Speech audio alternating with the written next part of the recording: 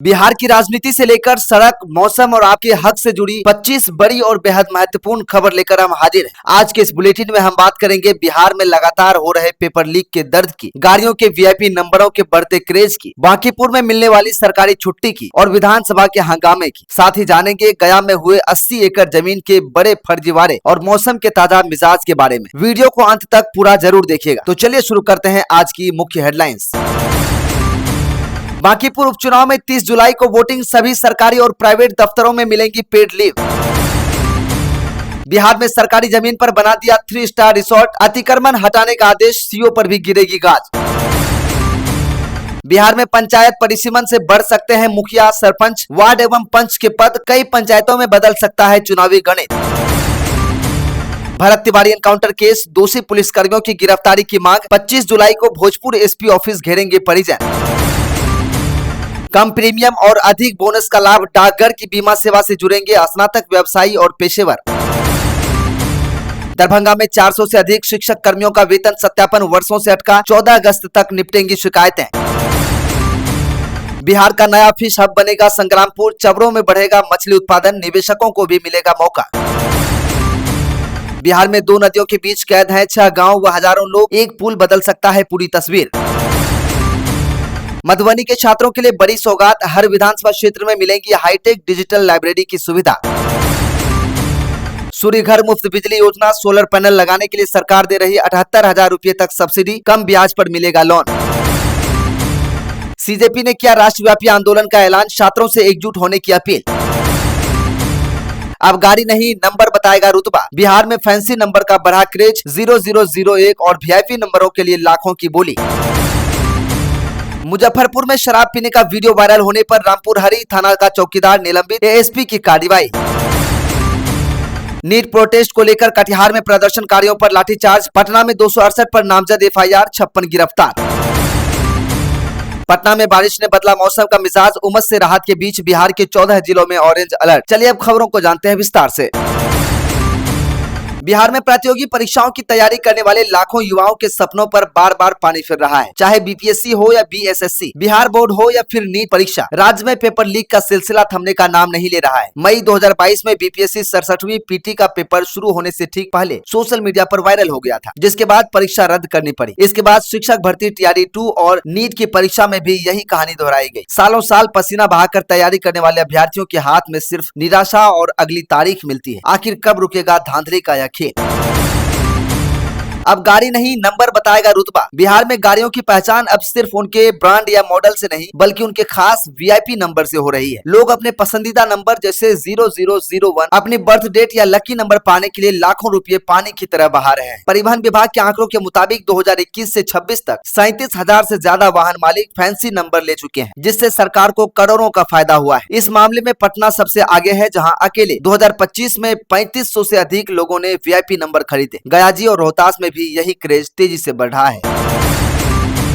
अगर आप पटना के 182 बांकीपुर विधानसभा सीट क्षेत्र में रहते हैं या काम करते हैं तो आपके लिए बड़ी खबर है। 30 जुलाई 2026 दिन गुरुवार को होने वाले उपचुनाव के चलते राज्य सरकार के सामान्य प्रशासन विभाग ने उस दिन सवैतनिक सार्वजनिक अवकाश का ऐलान किया है। लोक प्रतिनिधित्व अधिनियम के तहत इस दिन क्षेत्र के सभी सरकारी कार्यालयों, बैंकों, पटना हाईकोर्ट, बीपीएससी दफ्तर और निजी संस्थानों में छुट्टी रहेगी। सरकार का मकसद सिर्फ इतना है कि हर नागरिक बिना किसी परेशानी या काम के दबाव के अपने मताधिकार का इस्तेमाल कर सके। बिहार विधानसभा में बजट और अनुदान मांगों पर चर्चा के दौरान उस समय माहौल खुशनुमा हो गया जब सत्ता पक्ष और विपक्ष के बीच मजेदार नोकझोंक देखने को मिली। आरजेडी विधायक सर्वजीत कुमार जब राज्य के बढ़ते राजकोष से घाटे पर अपनी बात रख रहे थे, तभी पूर्व उप मुख्यमंत्री मंत्री विजय कुमार सिन्हा ने बीच में टोकते हुए पूछा कि नेता प्रतिपक्ष तेजस्वी यादव कहाँ है। इस पर आरजेडी विधायक ने भी देर न करते हुए मुस्कुराते हुए पलटवार पूछा, निशांत कहाँ है। इस जवाब पर पूरे सदन में ठहाके गूंज उठे और विजय सिन्हा को भी कहना पड़ा कि उन्हें विपक्ष के नेता की चिंता रहती है। नीट पेपर लीक विवाद को लेकर देश भर में जारी विरोध प्रदर्शन के बीच राजनीतिक बयानबाजी काफी तेज हो गई है। प्रधानमंत्री नरेंद्र मोदी द्वारा युवाओं के भविष्य की चिंता जताने वाले पोस्ट के बाद केंद्रीय मंत्री ललन सिंह ने विपक्ष पर बड़ा हमला बोला है। उन्होंने कहा कि विपक्ष चर्चा से भाग रहा है और गैर जिम्मेदाराना शर्त रख रहे हैं। ललन सिंह के मुताबिक अगर सदन में वाकई चर्चा हुई तो विपक्ष औंधे मुंह गिरेगा। वहीं केंद्रीय मंत्री गिरिराज सिंह ने भी पीएम मोदी का बचाव करते हुए कहा कि प्रधानमंत्री हमेशा छात्रों के हित के लिए सबसे आगे खड़े रहते हैं। पटना के डाक बंगला चौराहे पर छात्रों के प्रदर्शन और उन पर हुए बल प्रयोग का असर बिहार विधानसभा के अंदर भी देखने को मिला। प्रथम पाली शुरू होते ही आरजेडी के नेतृत्व में पूरा विपक्ष हाथों में पोस्टर लेकर वेल में आ गया और नारेबाजी करने लगा। बात इतना बिगड़ गया कि बीजेपी विधायक श्याम बाबू यादव और वीआईपी विधायक आईपी गुप्ता के बीच हाथापाई और धक्का मुक्की की नौबत आ गई। मार्शलों और वरिष्ठ विधायकों ने बड़ी मुश्किल से स्थिति को संभाला। भारी हंगामे के कारण विधानसभा अध्यक्ष डॉक्टर प्रेम कुमार को सदन की कार्यवाही भोजनावकाश तक स्थगित करनी पड़ी।